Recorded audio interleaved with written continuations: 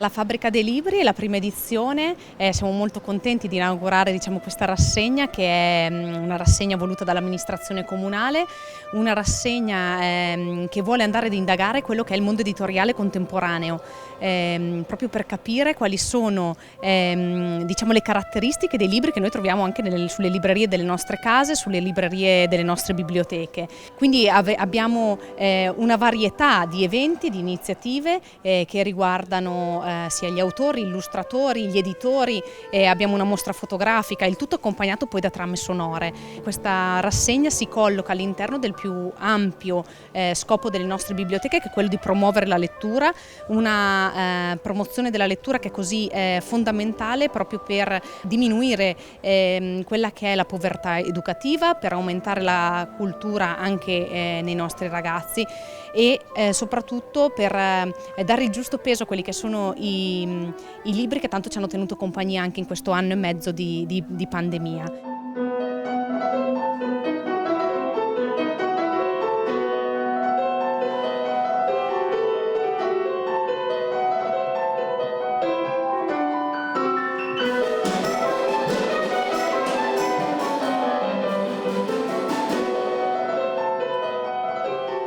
Abbiamo voluto scendere un po' in particolare e dare un minimo di risalto al tema della sostenibilità, tutto il tema del green, creando delle bibliografie, degli incontri specifici su queste tematiche specifiche, anche attraverso laboratori con i bambini che coinvolgeranno alcune classi degli istituti mantovani. In più però abbiamo voluto ampliare il nostro spettro di azione anche grazie alla collaborazione con l'associazione Frammenti di Fotografia,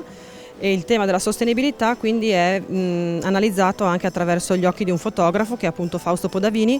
che attraverso una mostra fotografica che è qui allestita alla Sala delle Colonne e un volume fotografico che si chiama Homo Change descrive l'impatto dell'azione umana sul contesto naturale, soprattutto soffermandosi sull'Africa, sul continente africano. Questo lavoro, Homo Change, è un lavoro che è durato 6 anni e mi ha visto impegnato nella realizzazione di questa documentazione in Etiopia e in Kenya ed è un lavoro che di fatto documenta i cambiamenti ambientali e sociali che si sono verificati a seguito della costruzione della più alta diga di tutta l'Africa.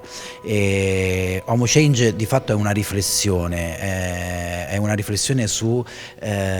come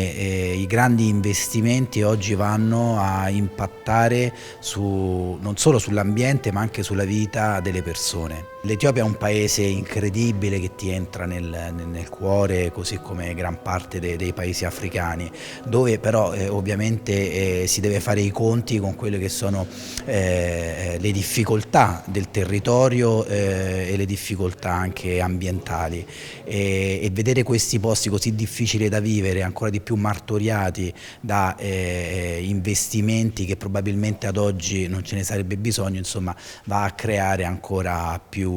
riflessione.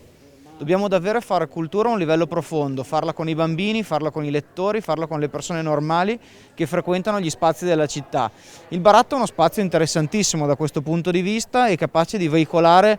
molte idee forti. Abbiamo costruito una rete che tiene insieme molte associazioni all'interno di un progetto europeo che si chiama Sea Change, che ha a che fare con la cultura e il cambiamento climatico. Questo lavoro sulla biblioteca è un altro pezzo che si inserisce in questo sentiero che dal mio punto di vista è importantissimo, perché noi possiamo fare tante azioni anche positive per veicolare sempre di più l'importanza della sostenibilità, ma se il cambiamento non è sentito, non è percepito dai cittadini, rischiamo di fallire i nostri obiettivi.